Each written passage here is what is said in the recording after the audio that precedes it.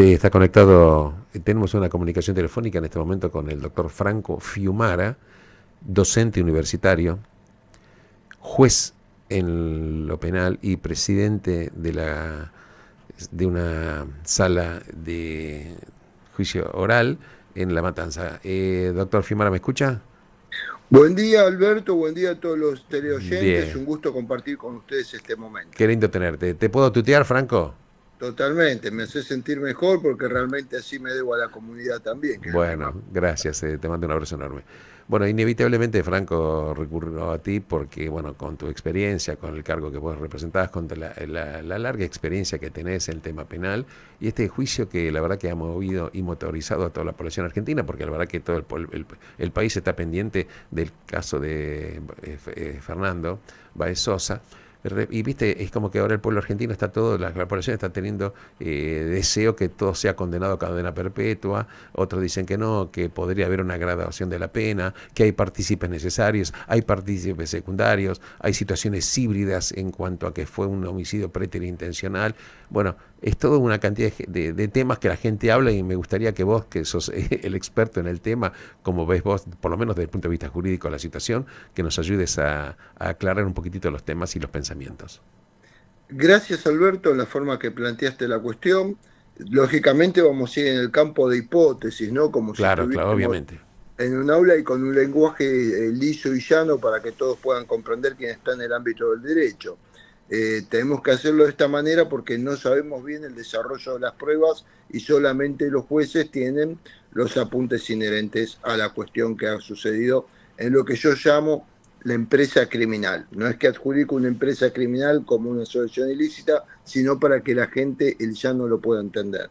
Eh, ¿Qué es lo que sucede cuando hay, por ejemplo, una premeditación de más de dos personas, que es uno de los planteamientos? Hay que ponerse de acuerdo previamente, algunos dicen, según doctrina y jurisprudencia, instantes previos, otros que no hace falta que sea instantes previos, sino que esté predeterminado con anterioridad e ir a hacer ese delito.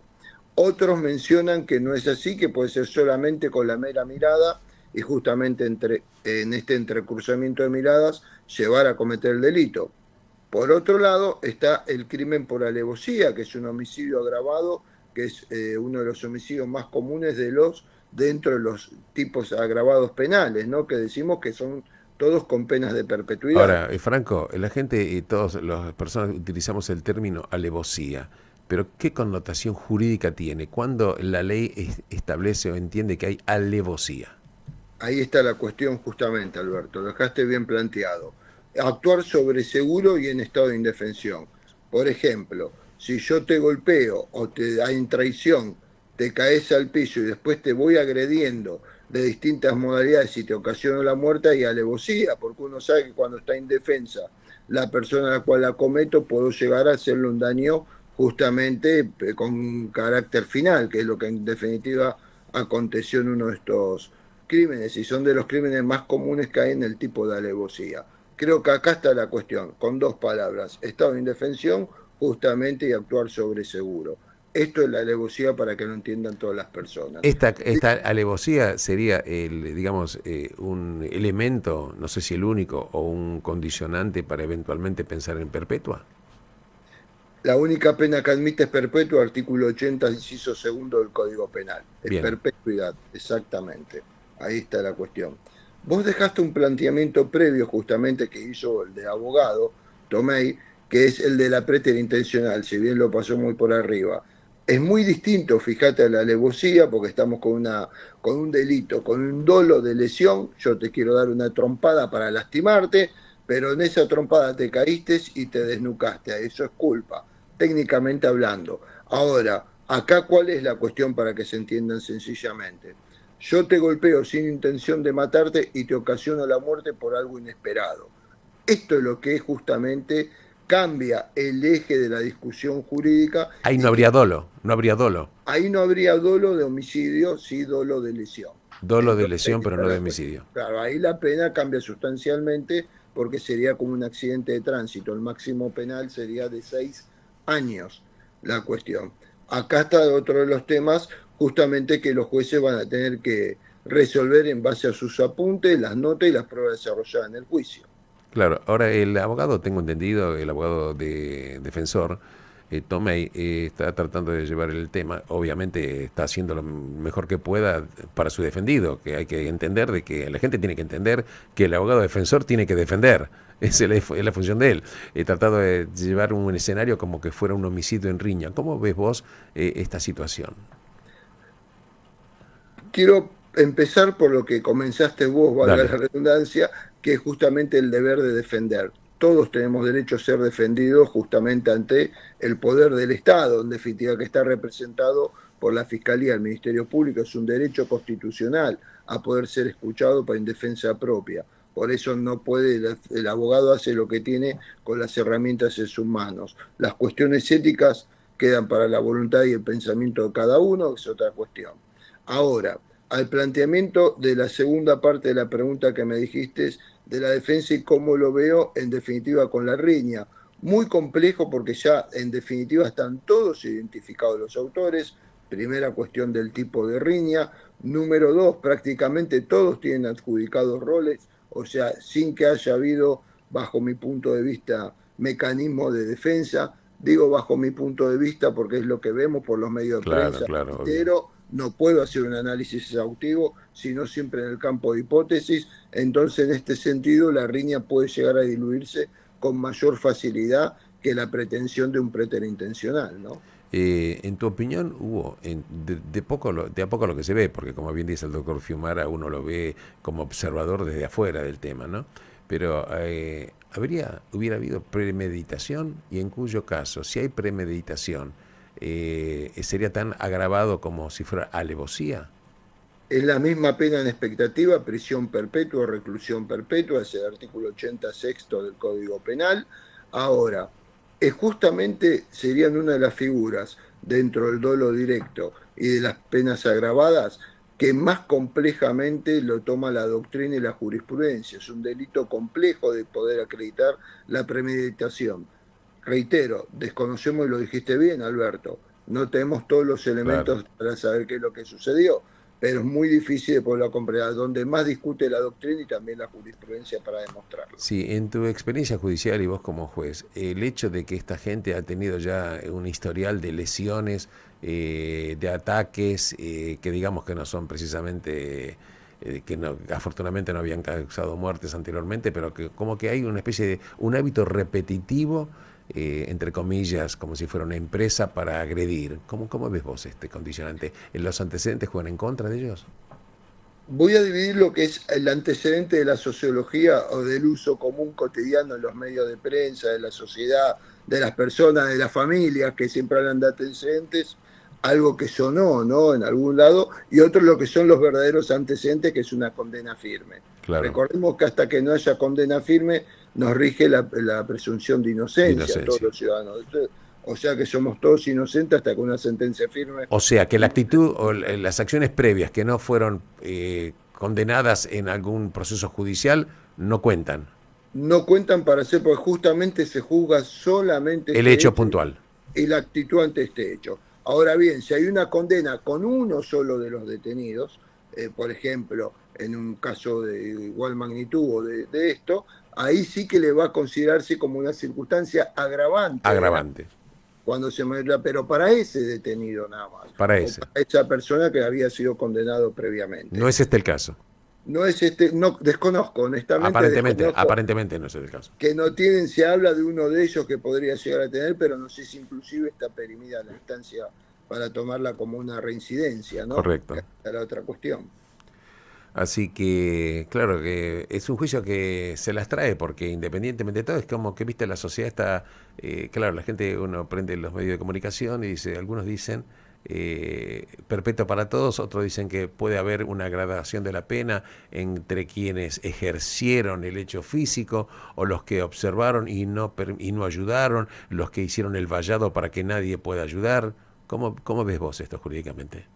Acá tienen que ver, hay muchas cuestiones que son nuevas, ¿no? En el campo del derecho, nuevas de las últimas décadas, década y media, podemos decir, que es cómo nos estamos comunicando nosotros. De la misma forma que nos comunicamos, también entró en vigencia las filmaciones, los celulares, las cámaras de seguridad, y son nuevos aportes probatorios a las causas. Hemos visto un despliegue de imágenes en los medios televisivos en los cuales se ve el actuar de varios de ellos. Desconozco la irrupción de cada uno, pero en este sentido el tribunal puede sí adjudicarle roles.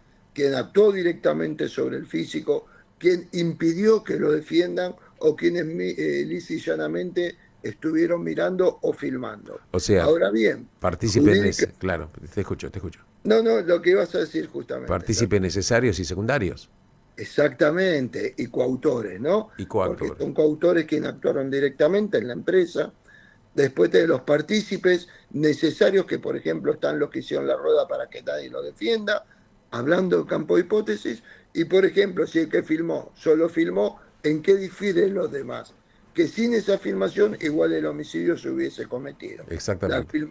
Esa es la diferencia que hace un partícipe necesario, cuya actitud y elección colaboran en el crimen, y quien filmó que no colabora en nada en el crimen. El partícipe necesario tendría la misma pena que el que ejecutó el acto en sí. Exactamente, el partícipe necesario es igual que el coautor o el autor del crimen, la pena es perpetuidad también. Mira, aquí está mi compañera Sophie Fleisman, Franco, que te quiere hacer una pregunta. Sofi, buen día, ¿cómo te va? Hola Franco, ¿cómo estás? Yo Todo te quería bien. preguntar acerca de la perpetuidad. Cuando una persona tiene perpetua, es decir, ponele que a estas personas al final los condenan con perpetua. Acá la perpetua no consiste, o tengo mal entendido yo, de que no es que estás literalmente toda tu vida. Son como 35 años aproximadamente, ¿no? Vamos a hacerlo al revés, está bien como la planteaste, nadie se muere en la cárcel, salvo que circunstancias naturales no lleven a ello, pero por cumplimiento de pena. Acá hay una dicotomía jurídica planteada con muchas cuestiones de inconstitucionalidad. El artículo 50 del Código, el 55, perdón, del Código Penal, que habla de concursos, dice las sumatorias del mínimo mayor, si es de la misma escala penal, y del máximo mayor de ellos. Este máximo mayor no puede superar los 50 años. Esto es una de las cuestiones técnicas que nos plantea el Código Penal.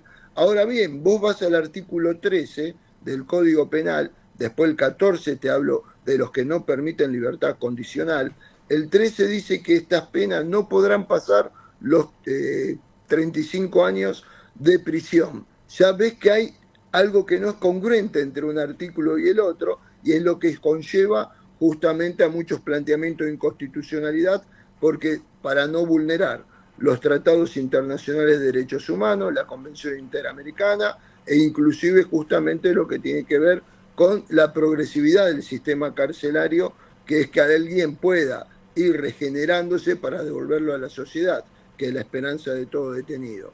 Entonces, acá está la cuestión. Si vos sumás, vamos a tomar el hipotético caso de análisis, que es los cómputos de pena que hacen muchos tribunales y que después los jueces de ejecución dentro de 35 años resolverán, porque es algo que es después de la ley Bloomberg que se generó esto, ahora tendrá 10 años por lo menos, estamos hablando hasta dentro de 25 años, no tenemos estas cuestiones. Si vos sumás los dos mínimos más altos, supongamos que sean 35 años cada uno, estás en 70. Como no podés superarlo, vas a estar en 50 años de cuestión. Fíjate que acá está una cuestión ya de una lógica aplicada. Pero bien, el juez a los 35, si los 35 años, si los informes carcelarios vienen bien, podrá otorgar la libertad. No dice libertad condicional, libertad fundada, dice el artículo. La mayoría sostiene que es a los 35 años, digamos, quienes están, las personas que aplican la filosofía de derecho garantista por algún punto de vista, pero depende también del juez que a los 35 años lo pueda liberar. Si no, lo podrá ir haciendo por módulos de 5 años. O sea, la palabra clave es podrán, no quiere decir deberá, podrá. Podrán. Claro, como en el caso de Robledo Puig, que al final nunca lo liberaron porque ningún juez le dio la cara como para poder hacerlo, o bueno, le dio la cara en sentido de que ningún juez quiso o sintió que era correcto hacerlo en ese momento, por eso estuvo tantos años. Te voy a dar dos planteamientos. El Robledo Puig es el caso más emblemático, ¿no? Sí. Que está en los 50 años, si mal no recuerdo. Creo que lo superó. Lo superó en 51 años. Sí, exactamente. Robledo Puig tenía muchas sumatorias de prisiones perpetuas de distintas causas, eso se llama se unifican penas, pero tenía accesorias por tiempo indeterminados, accesorias legales por tiempo indeterminados. Un poquito lo que pasó, para llevártelo, quizás sea una mala comparación, pero yo solo hablo de la modalidad de ejecución de pena con las juntas militares o con la subversión cuando fueron juzgados en Argentina, que le aplicaban accesorias, ¿no? De lado dejamos indulto, pero yo hablo solamente de analogías jurídicas para esto. Se aplican accesorias que los jueces ahí sí que entran con los módulos de cada tantos años. Pero me dejaste planteado esto y te traje este ejemplo para caerte a lo que te dije el artículo 14. El artículo 14 prohíbe en este tipo de delitos, tanto de uno como del otro ejemplo, dar libertades condicionales. Franco, en el caso que hubiera una pena X, la que fuere, en los próximos días se va a conocer, ¿esto tiene una instancia recursiva? Esto puede ir a casación. Casación primero, los recursos se presentan entre los tribunales orales. Una vez que se ha admitido, se reenvía a casación. El tribunal de casación, el primer tratamiento que hace es la admisibilidad del mismo. Si resulta admisible, que reúne todos los quesitos técnicos legales para que esto pueda desarrollarse, ahí abre justamente lo que es la evaluación, si los árbitros, los jueces actuaron con arbitrariedad o no en cuanto a la evaluación de todas las pruebas, ¿no? Que en esto justamente los jueces son mucho más prácticos y no hay presión mediática como muchas veces se intenta ver, en el sentido de que esto es técnico, Alberto. Es técnico, Vos claro. sabés bien que es 1 más 1 es 2 No, y sí. por más presión que haya no podés hacer un abecedario de 2 números, ¿no? No, correcto. Entonces esta es la lógica de la sana crítica, como se habla en el ámbito del derecho. Para que la gente sepa, la casación en el hipotético caso que obviamente van a ir van a ir a un recurso, creo yo, entiendo, de que para los que tengan la pena máxima van a recurrir la sentencia. La casación puede incluso subir la pena o bajarla. Es así, cualquiera de las partes puede ser el caso a veces que hasta las tres partes vayan, digo tres partes cuando la fiscalía, la querella o particular damnificado en provincia y la defensa. ¿Por qué? Casos que vos pusiste como ejemplo, Alberto. Llegan a ver, no está ni la pena solicitada por el fiscal, vamos a temas a penas temporales de tantos años, no satisface lo que pide la querella, no satisface lo que pide la fiscalía, pero tampoco quiere la defensa porque es muy alta, porque pidió Claro, justamente delito menor. Entonces los tres pueden ir a casación. absolutamente. Fíjate cómo es la cuestión. Y casación puede modular ahí los tipos de pena. En este caso, por eso te introduje antes el tema en base a tu pregunta, de atenuantes y agravantes. En caso de penas temporales es muy importante justamente la graduación de agravantes y atenuantes, a ver cómo vamos a regular la pena. No habría otra instancia recursiva luego de casación, Pueden porque, llegar ahí a la Suprema Corte de Justicia de la Provincia de Buenos pero, Aires por alguna de las cuestiones técnicas que digan. Generalmente se suele llegar con planteamiento de inconstitucionalidad, justamente de la pregunta que bien nos hizo ella, de cuál es el máximo legal, cuál es la pena en expectativa, que la pena es inconstitucional. Alguna otra cuestión, reitero, no tengo en concreto el claro, no, desarrollo no, del no, juicio, obviamente, pero sería digamos, muy atrevido, pero también te puede dejar la instancia para que llegue a la Corte Suprema de Justicia de la Nación, ¿no? La instancia del Pacto Federal. bueno, Franco, la verdad que como siempre es un placer hablar contigo. Yo te agradezco muchísimo porque la verdad que lo que vos lo que nosotros preguntamos como ciudadanos de a pie son las preguntas que tenemos los seres humanos que nos levantamos todo el día a trabajar, ¿viste? Y muchas veces los medios de comunicación tenemos inquietudes y demás. La gente tiene a veces la mala costumbre de decir le corresponde esto, pero hay que ver, como bien dijiste vos, es un hecho técnico, graduar el delito, encajar en una figura de un tipo legal y aplicar la pena según el criterio de los jueces.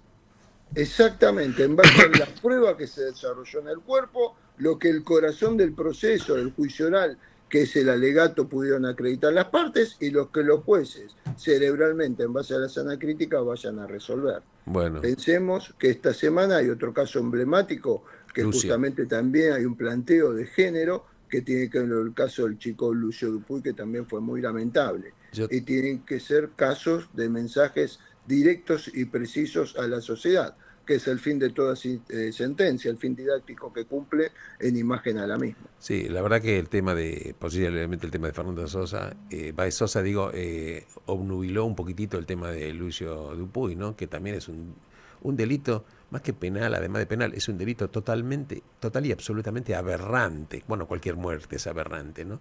Pero esta es una cosa que, créeme, mira, uno ya tiene varios años, Franco, vos tenés más experiencia que nadie, pero la verdad que uno ve el estado del cuerpo del chico, abusado sexualmente, aparte de una situación de, vos sabés que, perdón, un familiar, creo que no sé si el papá de Lucio o el abuelo está pidiendo querellar a la jueza que le dio la tenencia a la madre cuando toda la historiografía indicaba totalmente lo contrario. Una cosa, un espanto.